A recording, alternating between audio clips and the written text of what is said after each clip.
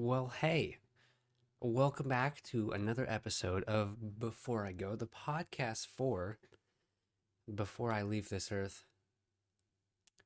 I'm Alec.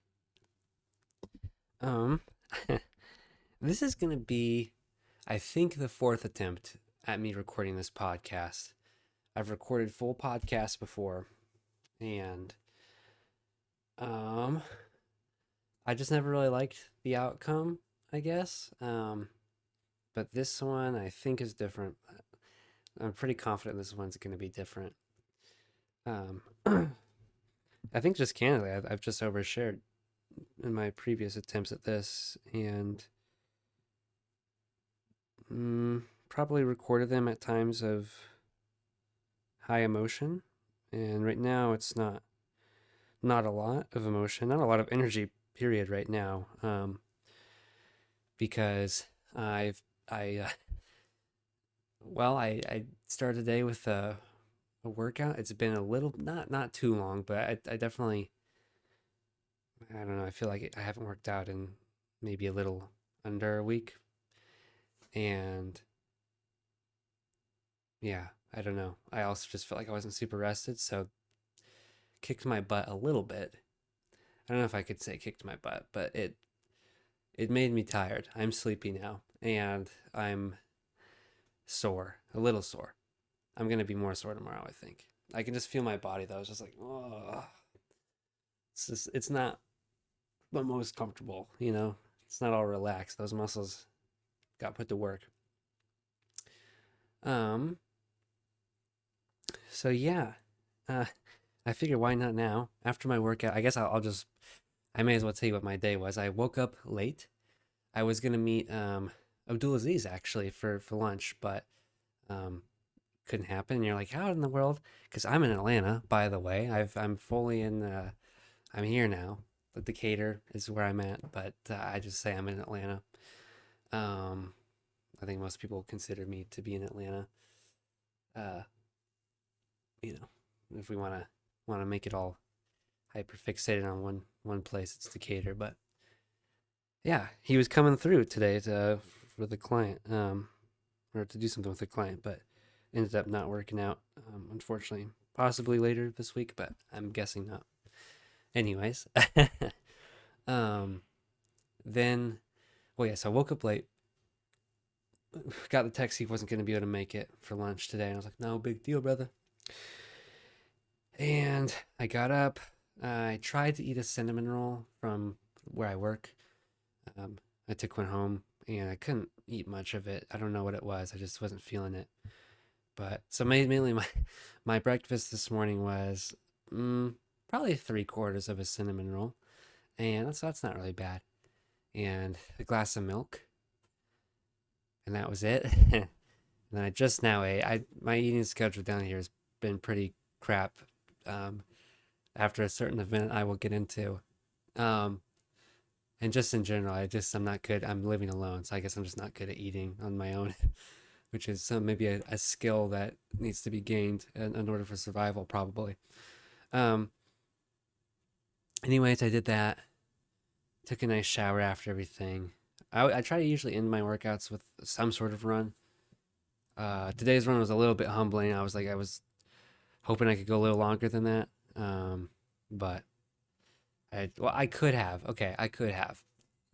Here I am trying to backtrack. I do think I could have gone longer. I was feeling the cramp bad, and then I started thinking about a video idea, and I kind of got lost in my thoughts, and I felt really good. And I was like, oh, it's been the goal time I set, which was I was just like a little 20-minute run. Um, 30 is usually like what I like to go for, but I don't know. Oftentimes I'm not usually hitting 30 just because I'm like, I don't really want to do this anymore. The number is 25, 20, something in there.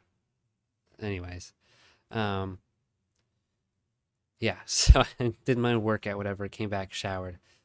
I made the decision not to shampoo today. I wasn't sure. It's a little, I mean, my hair is naturally shiny, so people have all, like, not people have always, but when I was in middle school, people would be like, your hair's greasy. And it's like, no, it's not. You don't understand what grease versus shine is. Right now, it might be slightly greasy, but it looks good. I think it looks good. So that's all that matters, right? Um, so yeah, there was that. Not I guess not long after. Well, then I got out of the shower, and then I guess I probably when did I clean my room? I think I cleaned my room before my workout. So yeah, it was already clean. Yeah, so I guess I got out of the shower, I got ready, and I went to Walmart and did my grocery shopping and spent $84 there. And then I was like, man, I'm broke. And I was like, man, this is fun. And then there wasn't a rotisserie chicken there, which is what I was gonna have for dinner, along with the baked potatoes I got from Walmart. So I went to Kroger and I got my rotisserie chicken, and then I made those. And then I watched a Timothy Chalamet interview with the Apple Music guy Zane Lowe, and then I threw it away. I don't know why I'm smiling. And now I'm here recording a podcast. My day did not really get started until like 11:30, 6:30 now. Um, that's because today's Monday. Right now I didn't really expect it to go this way, but I guess this is the way it's going. Classic Baby J. If you heard a baby there, it wasn't. I'm not doing anything. I promise you. This is where I live, and our guy's up there, so we wish him the best. Um, I'm not doing anything to a child. That's all I'm trying to say. So, trying to clear my name now while it counts. I'm in someone's basement, and it's a very nice. Let me show you my place. I did this last time I tried to record, so I may as well do it now. Hey, this is my place. There's my family, my Christmas tree. I know it's a little late. I should probably take it down, but I like how it looks. Sonic, my friend got that for me.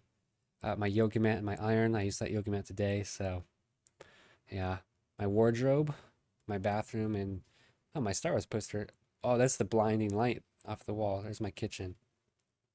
Yeah, so this is my place, man. I sleep right over here in this little bed. And there's my water. My desk these days. Wow, we're doing a full tour, huh? There's my red Solo cup of water. There's a lot of that's salt and pepper there. Then there's some ibuprofen. It looks like I'm taking so many pills, huh? My Mentos, uh, vitamin C, vitamin D, and histamine. There you go. That's my whole room tour. You saw it here first, folks. Help, help. It's attached to the thing, you stupid webcam. Uh, so yeah, I don't remember where I was going. I think I was going to tell you that I'm a bartender. That's my job. Yeah, yeah, right. Because I was saying Saturday on the weekends, and then a few weekdays I work. So Monday and Tuesday are my Saturday and Sunday. And uh yeah, that's my Saturday and Sunday. There's not really much else to say. I'm a bartender, and I'm not a bad bartender. Um, I'm not the best, that's for sure. I've not been doing it long, but I am a bartender. Believe it or not, it's kind of crazy. Never thought I'd be a bartender. Always wanted to be. Always thought it was cool. I never thought it was gonna like be something that I did. And now I'm a bartender, so that's pretty cool. I can make I mean, I can make a lot of things. There's some things like some shitty customer came in the other day and was like, make a this and a that. And I was like, I said, I'll be honest with you, I have no clue what that is, but, uh, if you tell me, I can try and figure it out. And then he got mad at me and said, well, your boss knows that. And I was like, hey, he wants you to make it and not me because I don't know. Never heard of this before. Just order off of our drink menu, man. That's like where the good stuff is. And then he ended up leaving. So what are you gonna do? Um, but I do like it. I like talking to people. I meet a lot of people, and I think I'm actually pretty good at the conversation. Believe it or not, I'm not bad at making conversation with my people. Um, it's pretty fun. I make a lot of fun drinks. Let's just get into it. Do I seem like a different person at all? Because I think I just listening to myself now compared to when I was listening to a few episodes the other night. Mm, I think I'm a different guy. And well, I can tell you that I am. My perspective on everything, everything I knew is just completely different now. I'm, I don't even, I don't, when I watch back those episodes, I'm like, I don't know that guy.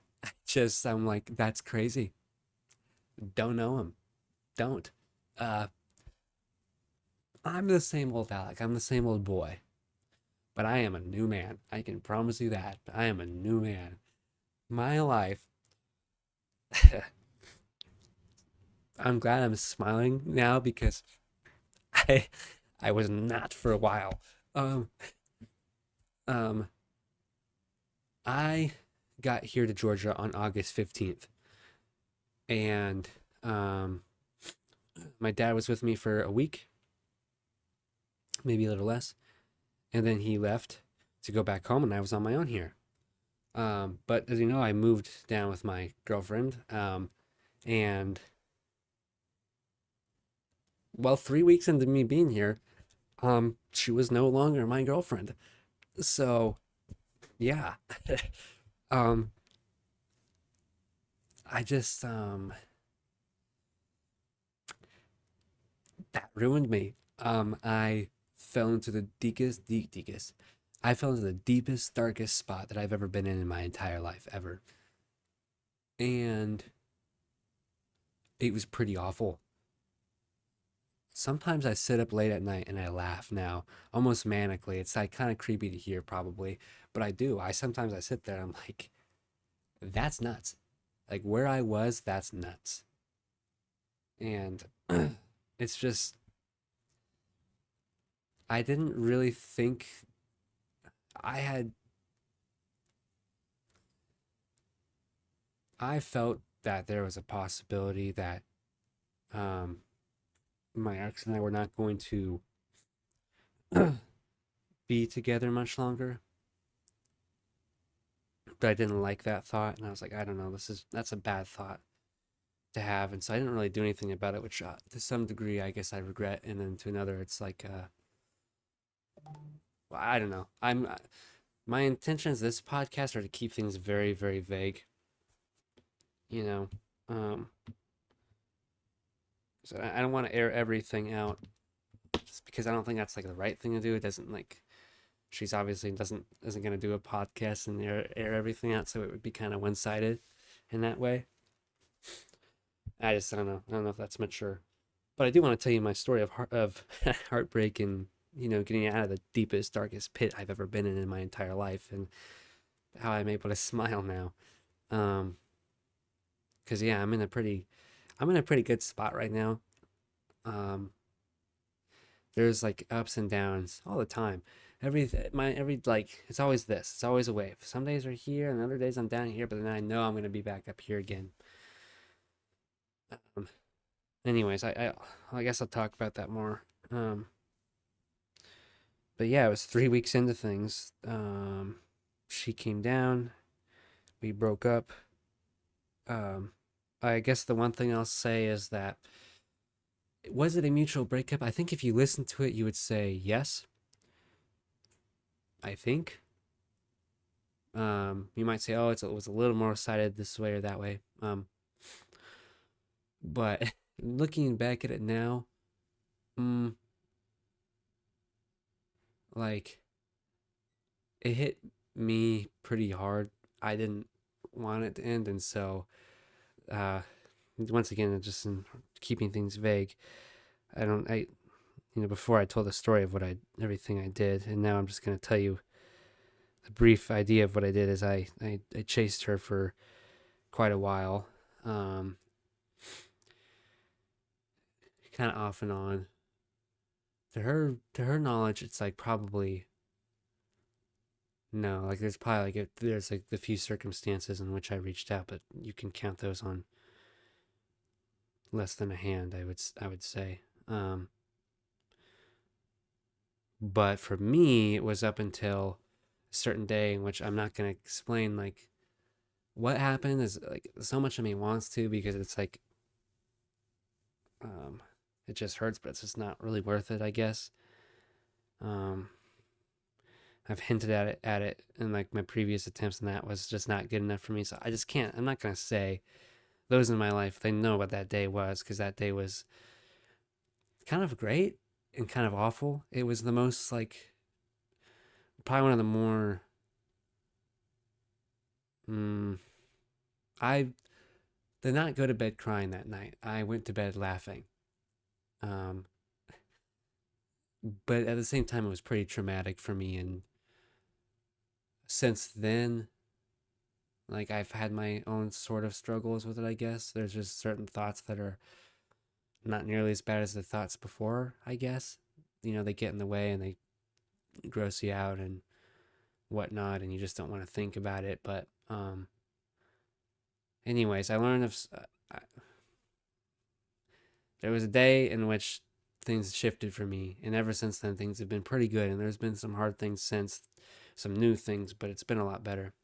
But up until that day was, uh, I don't mind airing this out. It's just dates, but we broke up on the 11th of September. 9/11 is when I broke up. That's crazy. That is crazy. That's crazy. I came to that realization like significantly afterwards that I was like, oh, we broke up on 9/11. That's nuts. Absolutely nuts. And to get me through the breakup, by the way, not get me through it, to distract myself during those first few days, I was watching. I just was constantly had media going, not music. I couldn't do music. Constantly had YouTube or television or something. And man, I gotta get it. I mean, people who've been through a breakup will know. And oh man, I need to slow my brain down.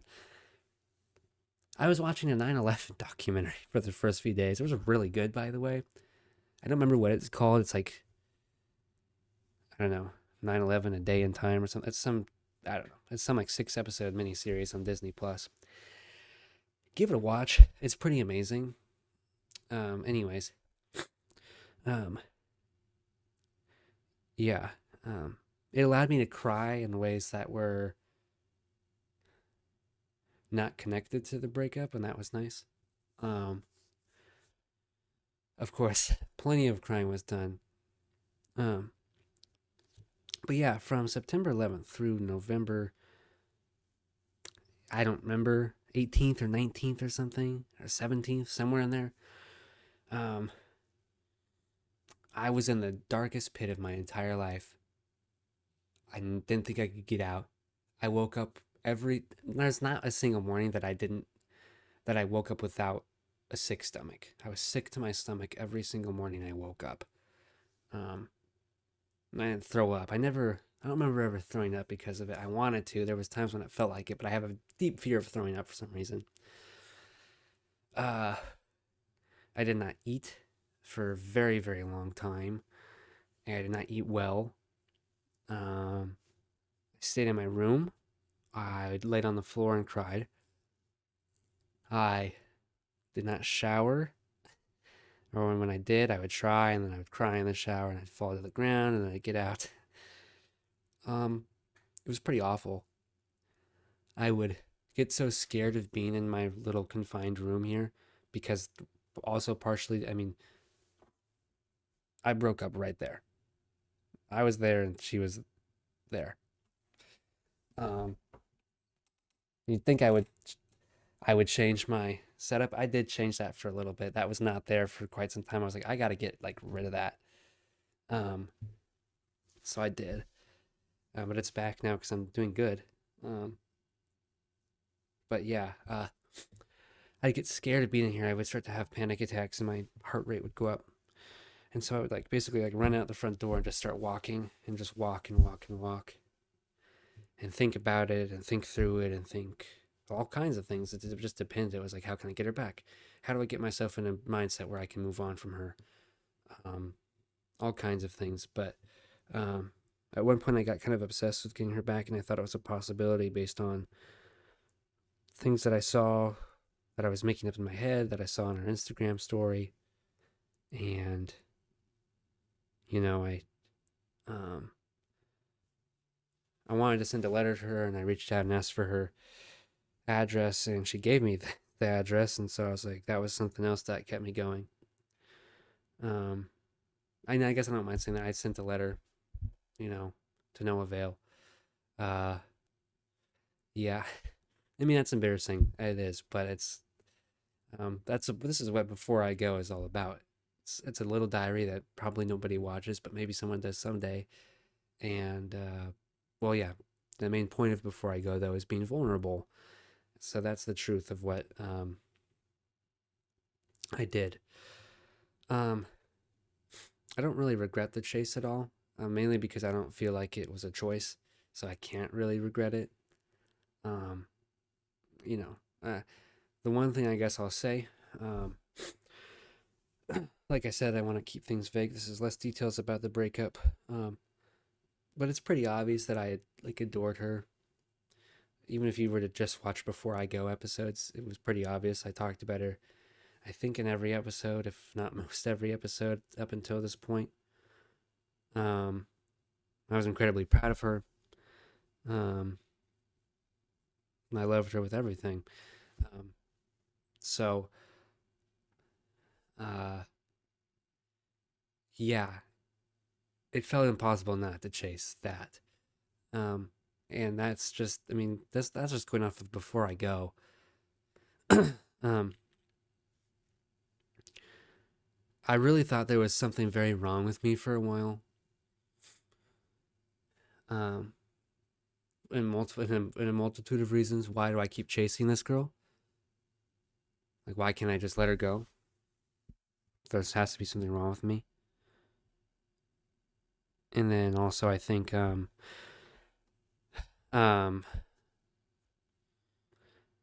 I, based on what had, uh, I can't really talk about that, I guess. But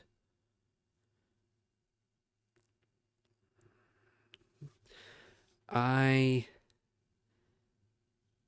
had a lessened view of myself for a while and kind of looked down on myself and saw myself as kind of like the sole reason everything went wrong. And it made me question who I was.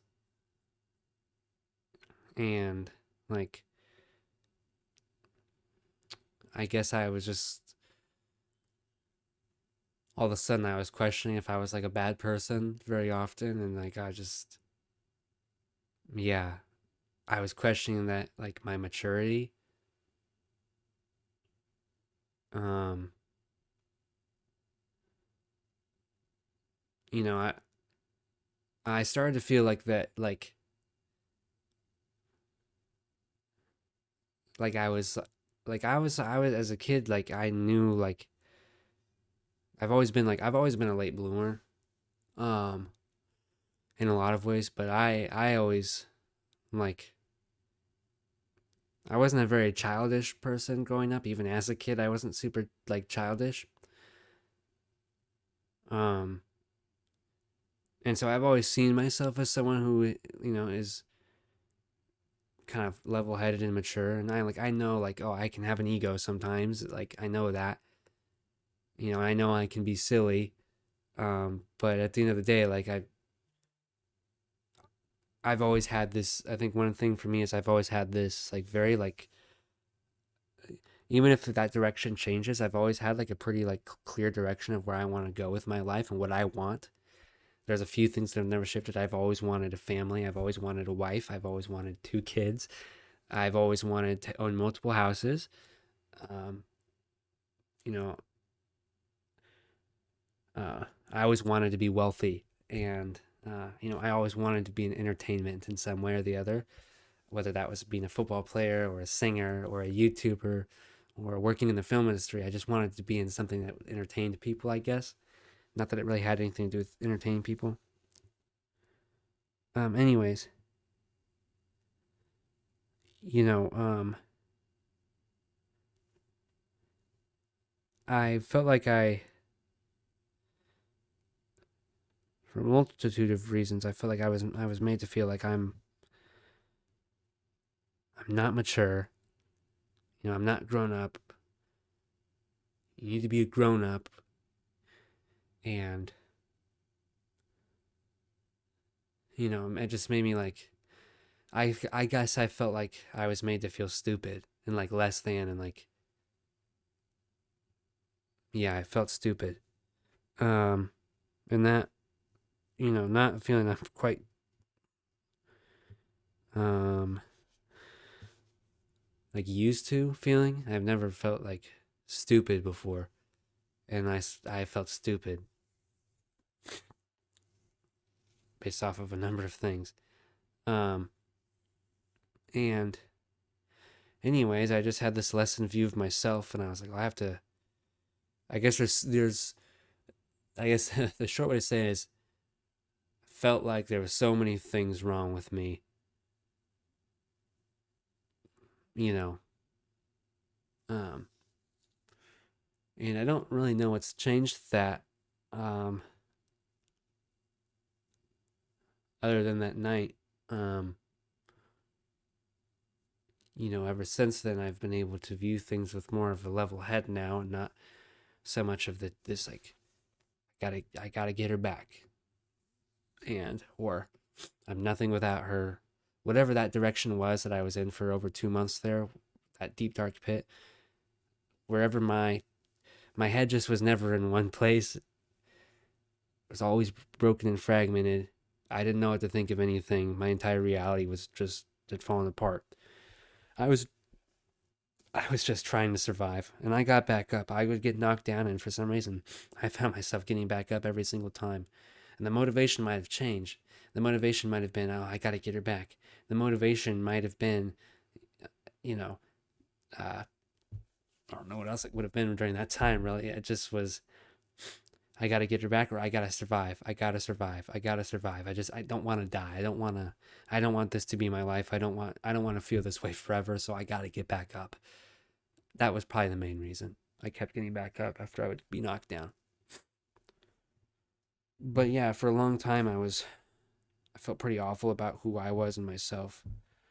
And it was really hard. The only place I ever felt like at peace, and even then, like so often it crept into when I was at work, even post this day, because of certain things that I'm not going to explain, like certain bad thoughts entered my head.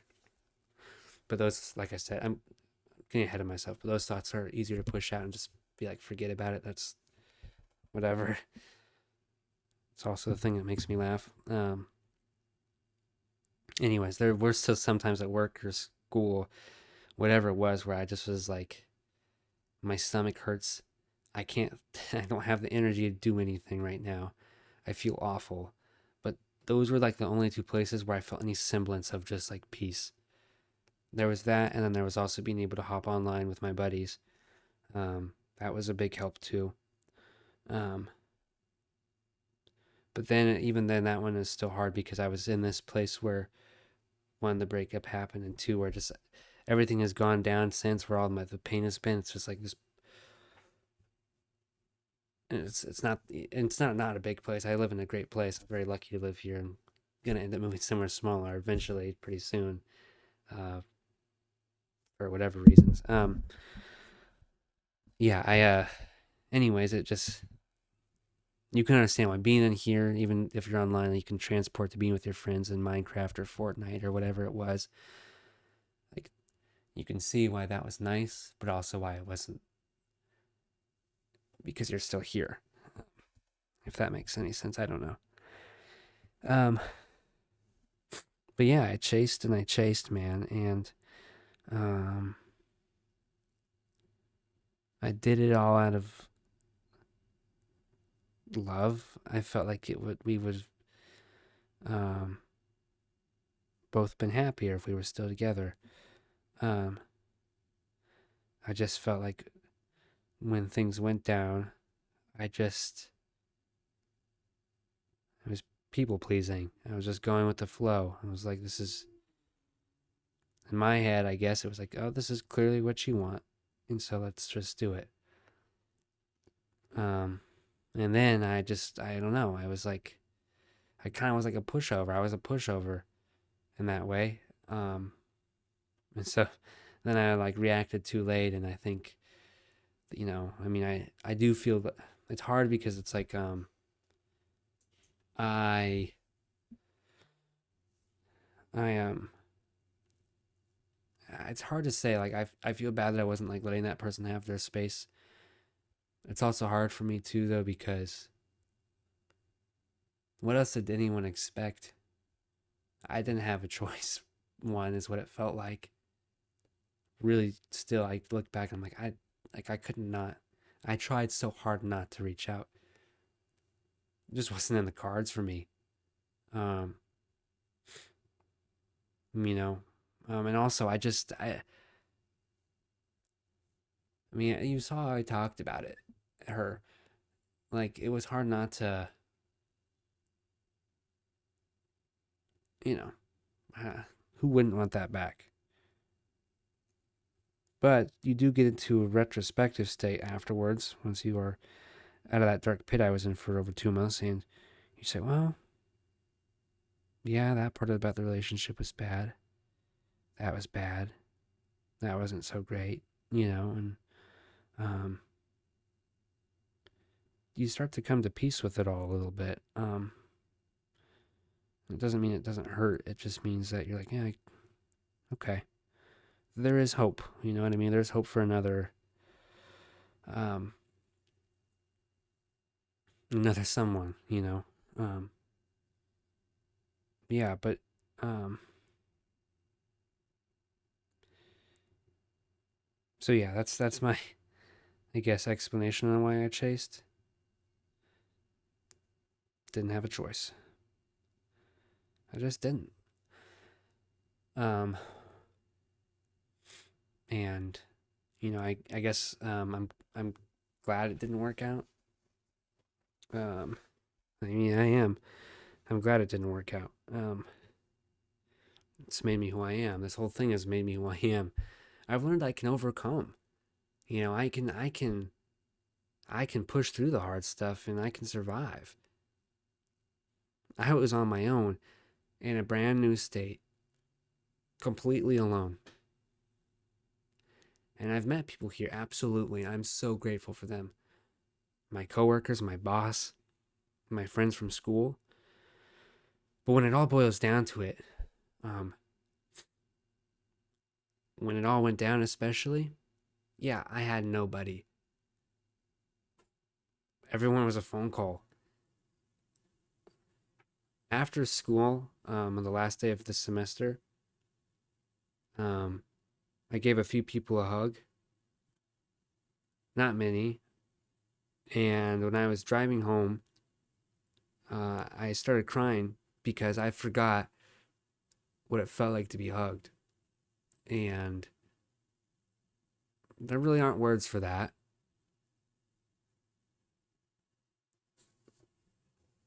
And I think it was hard and almost contextualized. And this was at the end of the semester when I've met people. Um, but it sort of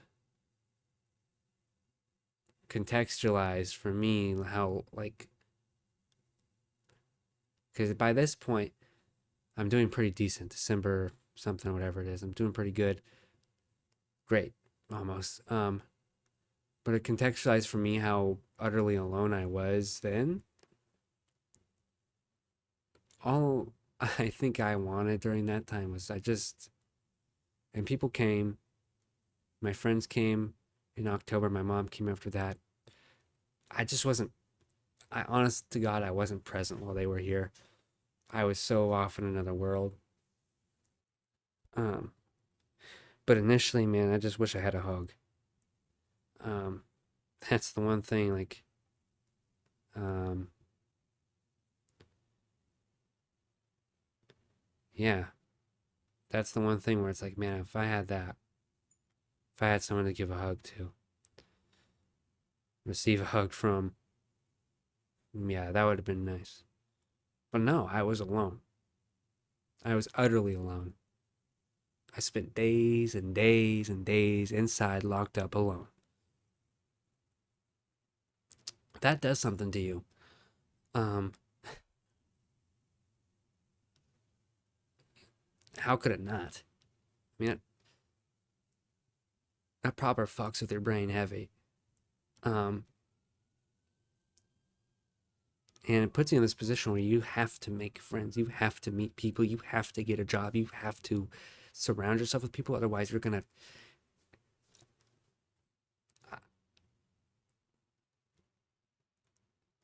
If there were not people in my life,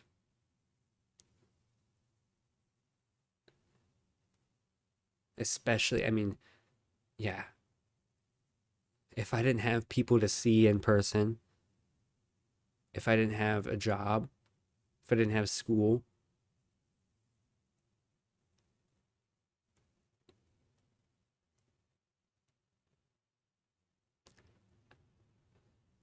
um,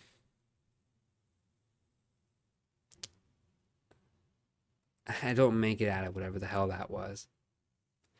That's the honest truth, And I'm lucky to say, my parents would have flown down in an instant. They said like, "Do we need to move something up? Do we need to?" And I was just like, I knew the resources were there at school to make friends. I had slightly gotten to know a few people from class. Um, and I reached out to someone, my now boss, over email. I handed a resume out there before the breakup. I was like, "Hey, haven't heard from you. I really would like to work with you." And I was just like, "I gotta survive." I was like, "It's fine for now. I'll let you know if I need you, but I have to. I'm just gonna try and survive right now, and surround myself with people because it just, uh, it, uh, it wasn't it wasn't gonna happen. Um, it wasn't gonna work if they just came down for a few days. It wasn't gonna be enough. It was either move back home and give up on everything and surround myself with family and you know probably end up working some shitty job for the rest of my life, living in my parents' house for a few years, or it was thugging it out. Other and I chose that option. I chose I'm gonna deal with this pain because it became clear to me, even at that early stage, even when I would be colluded with other thoughts of I gotta go and I gotta get her back, I gotta this or that. But no matter what, no matter if it was I have to move on from her, I have to get her back, I have to, whatever it was, the one constant thought was, is this is going to make me stronger than I've ever been before. This is going to turn me into something unrecognizable in such a good way. I saw that from the very beginning. The Lord made that clear to me. There is something beautiful lying behind all of this shit. There's something beautiful lying beyond this pain. And so every day I woke up and I was like, all right, I feel like utter shit today. I feel incredibly depressed. I feel so alone. I'm gonna do it though. I'm gonna do it. So I started running. I started working out. I got a job. I worked my ass off to get where I'm at now to be a bartender because I started as a humble runner, humble busser, humble helping hand wherever I could. And I learned to make the drinks. That was one thing. It was school. I learned I have to make friends if I'm gonna fucking survive down here. I'm sorry for my language. Um, yeah. Um, Otherwise, I'm not making it out of here alive. And so, you know, there were days that were shitty. There were days where I didn't, I couldn't do anything. There were days where I sat on the couch. I would roll out of bed. I would turn on the TV. I mean, that was the first few days I had Modern Family going on the TV. I would turn on the TV and I would lay on the couch until I got sore laying on the couch. And I would until the TV didn't make me feel good anymore. And I would roll over and I would get into the shower. And you might say to yourself, that's a really shitty life, but that was surviving for me at the time. That was how I that was that was how I made it to the next day. That was the process, and it was getting better. Trying to get better every day.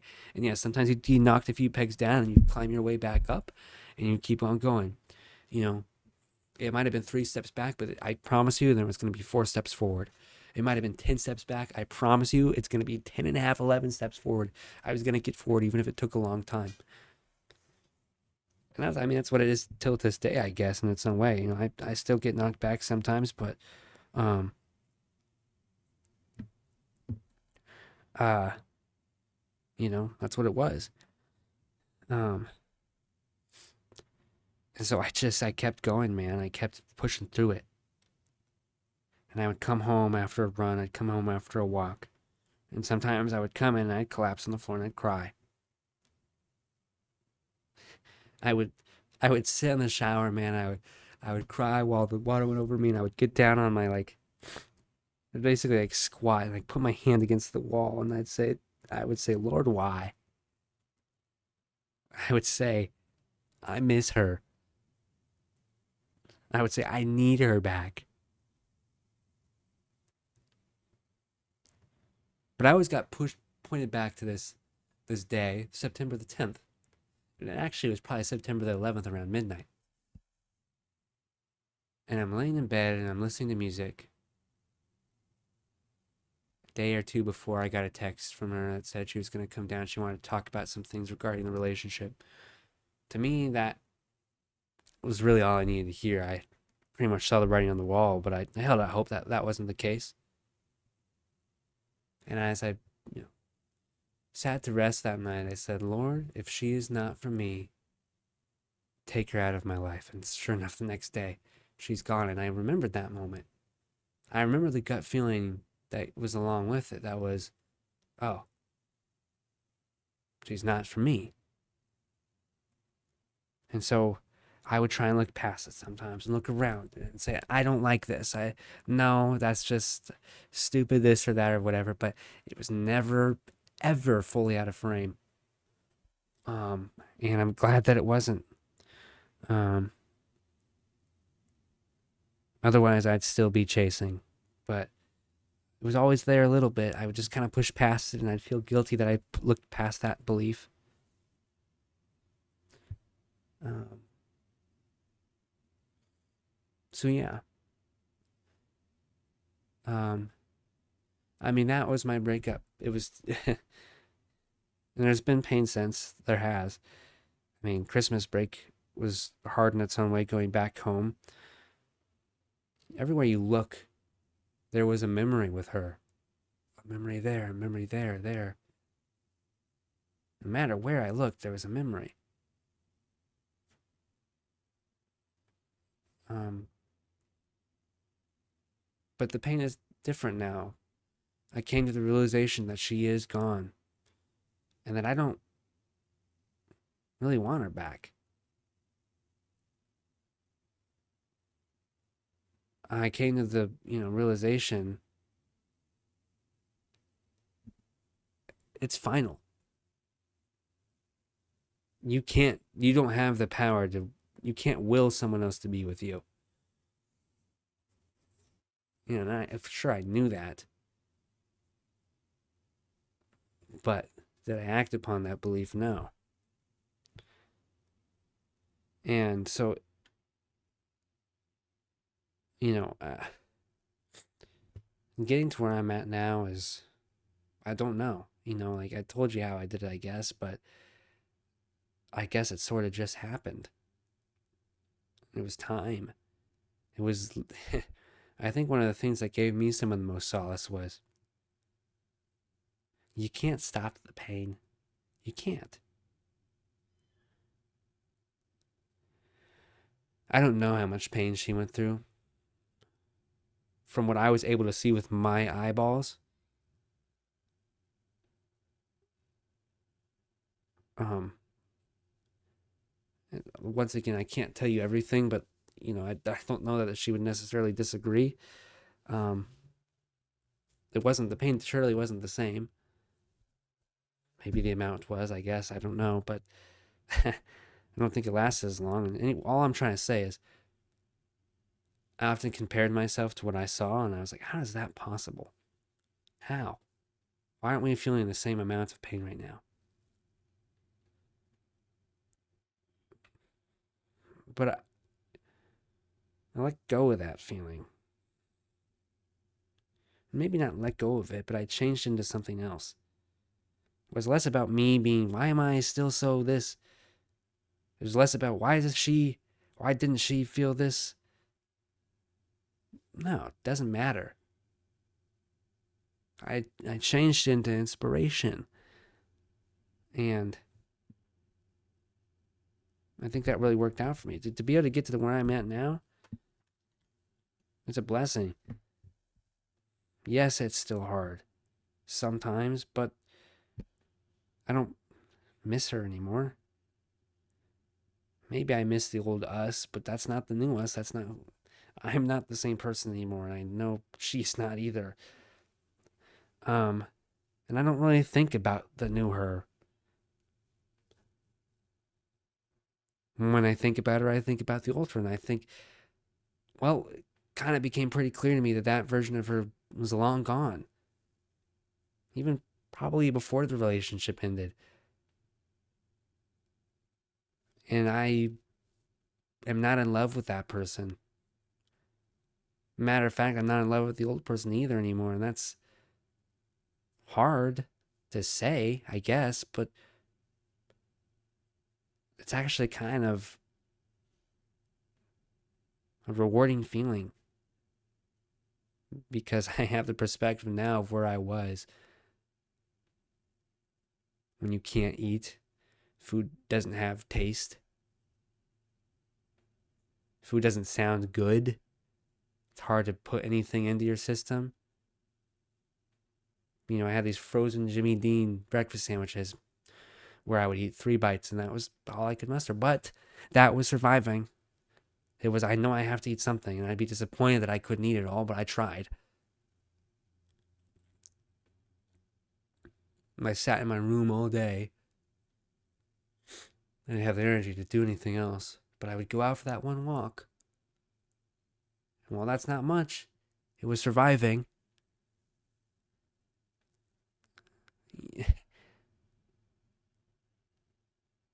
When I go to school, I don't really feel like going to school. I don't really feel like talking to anybody. I don't really feel like learning. But I did all of that because that was surviving.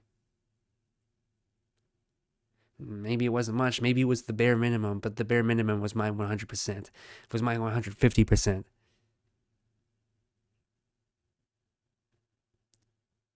It was hard to reach the bare minimum every day, but I did it.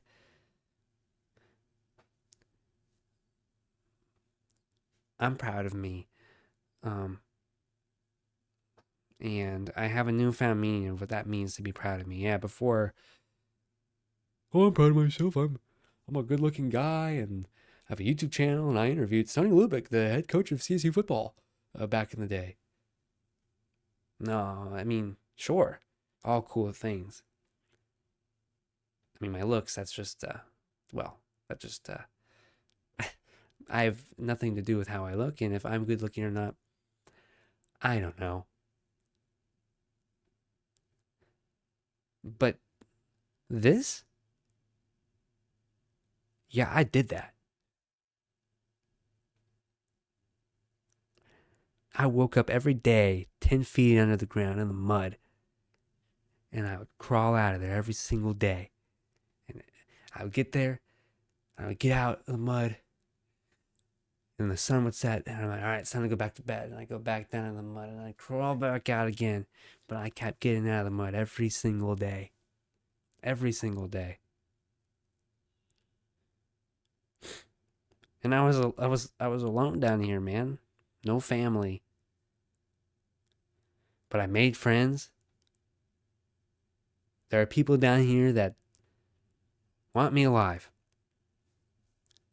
I could not say that when, I mean, not to say she didn't want me alive. That's probably a shitty thing to say, but who want to see my face, who want to be around me, didn't have that. But I made it. I reached out to my landlord. I said, hey, can I go to church with you? I'm going through a breakup and I have nobody. So I'm hoping that I can do that with you. And that started a great relationship with my landlord. And I do a men's Bible study with them now. And, we were doing the Meals on Wheels together. And I mean, I wasn't really doing anything. I was just holding a cardboard box while he drove us around in his truck around the city. And we help people with their meals. And, you see people who are, oh, wow, these people have it way worse than I do. That guy doesn't hardly have a roof.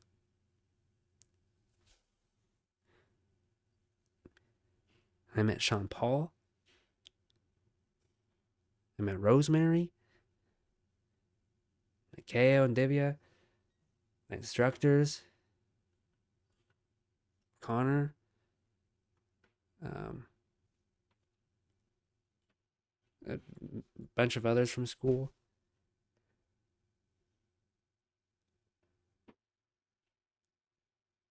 My job. Maybe a fun story. We had a Christmas party not long before I left back home to Colorado. And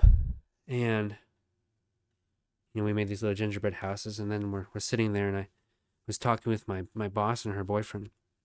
And my boss is the owner of the place I work at. She works there often. I work with her closely pretty often. And we're sitting there, and she starts crying to me, and then I start crying. And she's sitting there telling me how proud she was of me, how she saw what I went through and can't imagine how hard that was. Well, how did that happen? How was that even? How did this? Well, first, how did this conversation even happen? Well, I showed up to work every day, and I worked my ass off. I worked hard. I helped when I could. I got my hands on and helped when I could. I tried. That's all it was. As I tried, and I asked about people. I wanted to know about their life. I wanted to know about them. I wanted to see who they were. I wanted to create connection because I was utterly and completely alone. And so because of that, because of the work, because of all that, because of how much work it took, all this bare minimum that I was doing, because I worked every day to get to the bare minimum, which was my 150% every day. I'm here sitting there and someone sees me, someone cares about me, someone feels those hard emotions for me. And so, of course, I started crying because I was seen. I was seen for the shit I had to go through. And I know that I'm not the only person. I'm not trying to sit here and come to you and, oh, I'm unique. So many people go through a really hard breakup in their life. I'm just telling you my experience, and to feel seen when someone can recognize what you went through, that brings them to emotions because they feel for you. Eye-opening. Validating.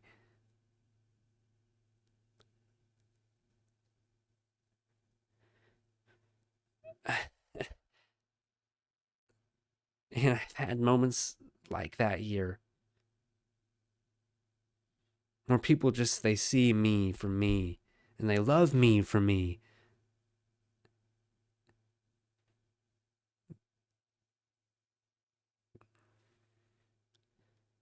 And I'm just so grateful for it.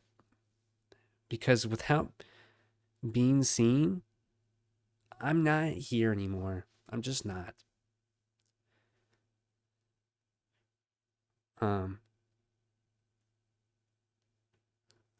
This has been the hardest time of my life. It was going to be the hardest time of my life anyways, if I stayed with her or not. It just happened to be a multiplier, I guess.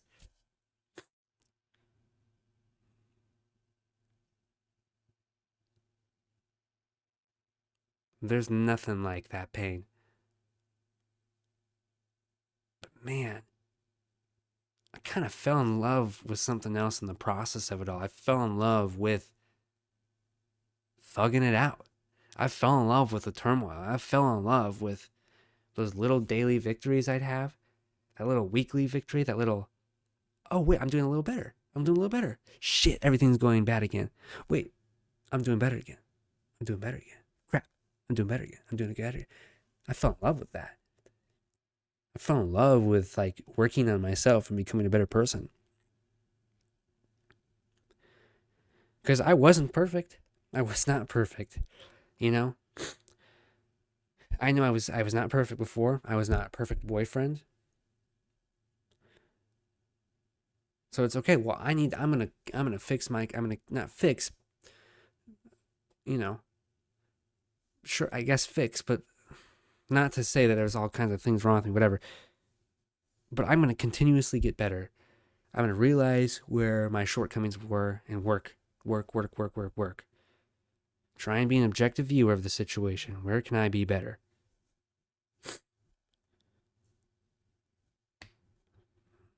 How can I be a better person? How can I better achieve my goals? How can I more focus on me? How can I learn who I am?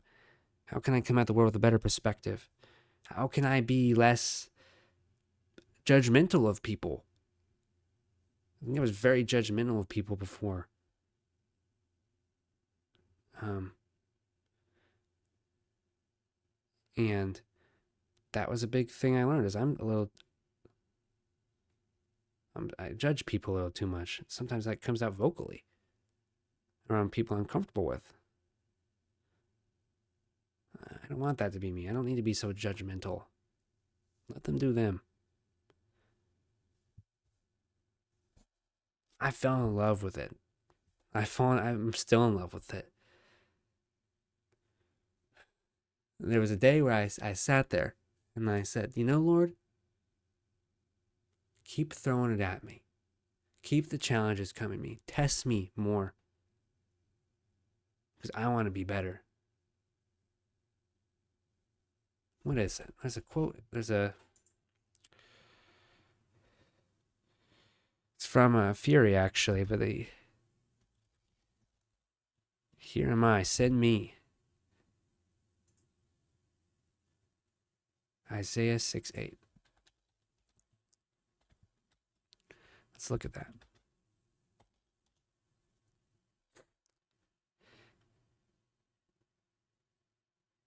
And I heard the voice of the Lord saying, whom shall I send, and who will go for us? Then I said, here I am, send me. Yeah, man. I heard that. I never read Isaiah 6. I've never read the book of Isaiah. Now, a little sidebar, I've been getting very into reading the Bible since I've been here, and it's been very helpful to me. Um, I've always said I'm not a big, like, I guess, what like, evangelist in that way. I'm not trying to throw my, you know, faith onto you, my religion onto you. The Bible just has a lot of great advice. Anyways, I've never seen Isaiah 6:8 before, but I heard that voice. Send me. Send me. And I feel that way till this day. Put me through the trials. Put me through the tribulations. I will come out stronger. I will come out better. I have been through the depths of hell. I have been through it, man. And what I've been through might not compare to what you've been through, but it's all relative, is it not? That was the hardest time of my life. I've never been through anything like that. And I came out. So now I know I can go through it and I can make it out alive, and I will. I will continue. Send me.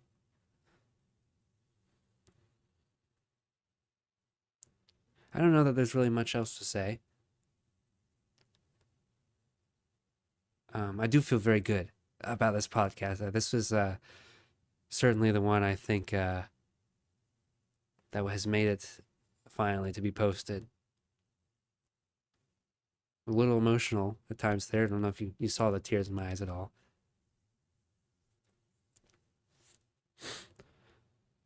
Um, it really does get better. It really does.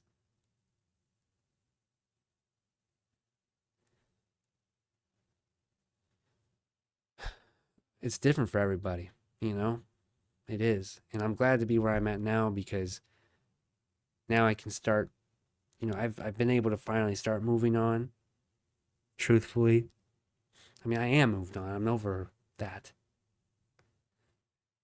I can heal more, and I've been healing, but I'm pretty healed right now. But there's still certain things, right?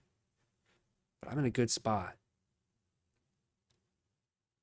Um, you know, I I'm excited for the next person to come around.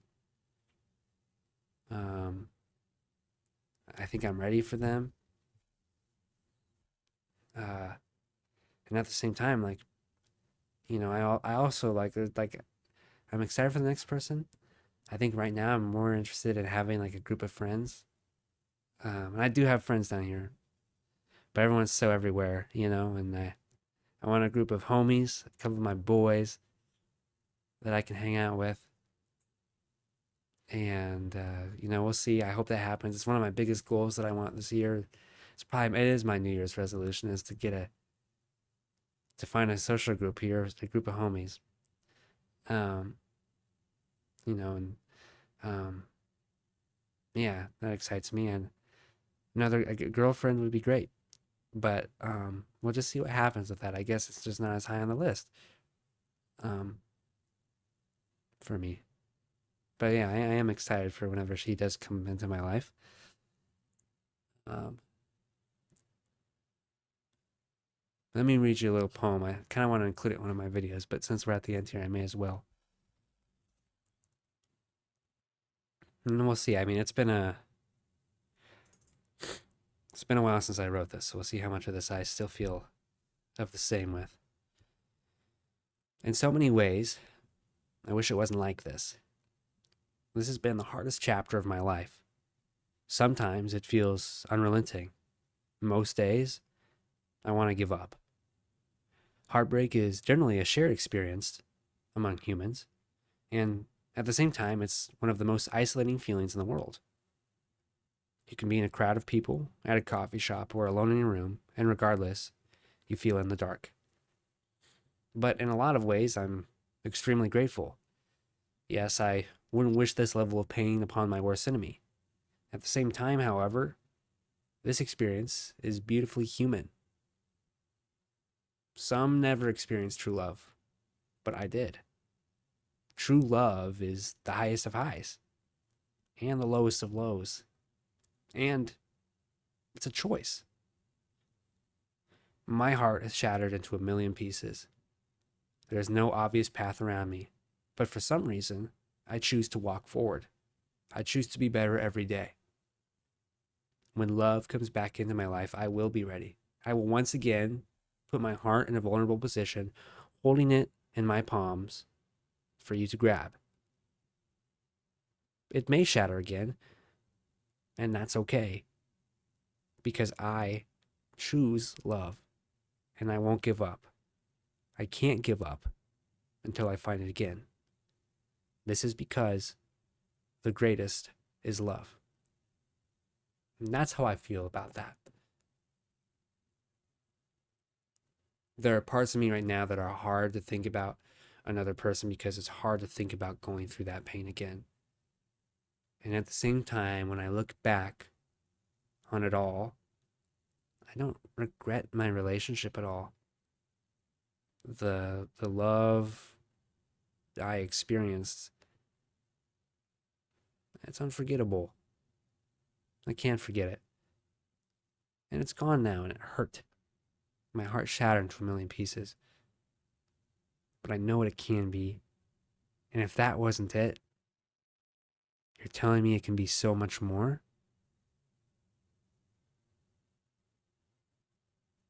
I'll go through it all again just to find it. Just to find it. Because if that wasn't it, if that feeling that I felt wasn't it, oh man, that's exciting stuff right there. That's very exciting stuff. That wasn't it. Oh man. Oh man. Oh man, that's exciting because I know it's not going to just feel a little better. It's not going to just feel 2 times better. No, that's something you can't describe. You can't quantitate that. Oh man. So yeah, and no, I'm not going to be stupid with it. I'm not going to give it out willy nilly. I'm not going to be desperate. But when the timing's right, I will take out my heart. I will hold it in my palms for you to grab. And you might take it and you might drop it because you weren't the one. It might slip because you just weren't the one. And it's going to hurt.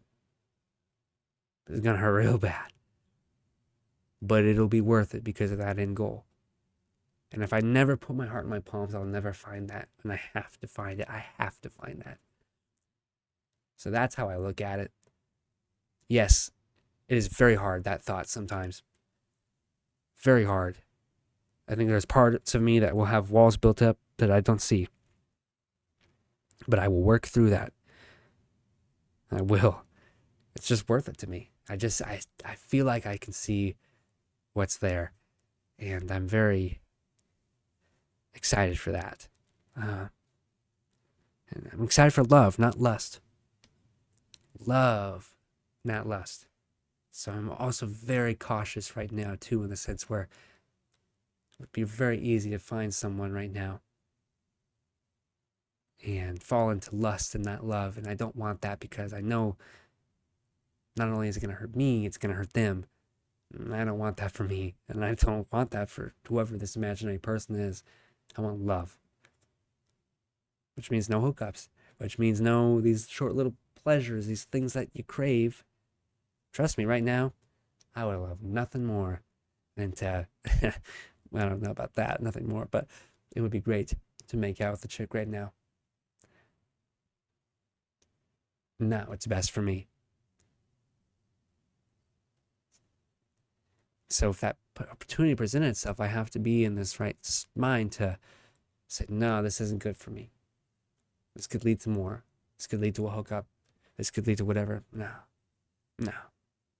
Can't have that. I'm on a path right now. Path destined for great things. And I don't feel like taking a little left here, stopping to pick the flowers that are poisonous, no. So that's maybe another challenge that as time goes on, I'll have to walk through more. And I may mess up, and I hope I don't. I'm going to tell myself, no, I won't. But I'm glad I haven't actively seeked that out. I'm glad that I didn't use that as a means for me to get over this. No. I've sat here. I've felt the pain. I've laid in it. And my perspective on life as a whole is completely new now. So much different. And I am grateful to be alive. I am happy to be alive. The sun on my skin, the wind blowing, laughter in the distance, cars going by, making things with my friends, whatever it is. Just life. I'm grateful to be a part of it and be in it. And I did not feel that way some time ago, and so you have no idea what it means to be able to say that now. It's a great feeling.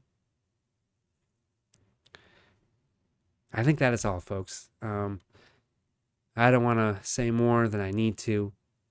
Keep talking about it. It's a big part of my life. I've made it a big part of my story because it is.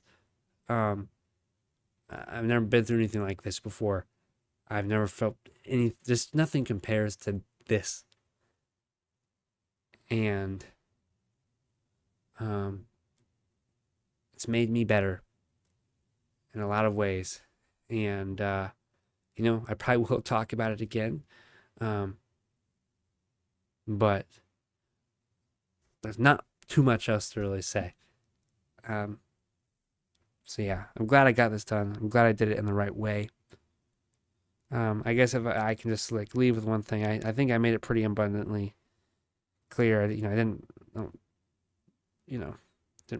talk down on her in any way, but there's no hate to her. And obviously, if you're someone who knows this or has some slight idea of who she is, and you don't gotta say nothing.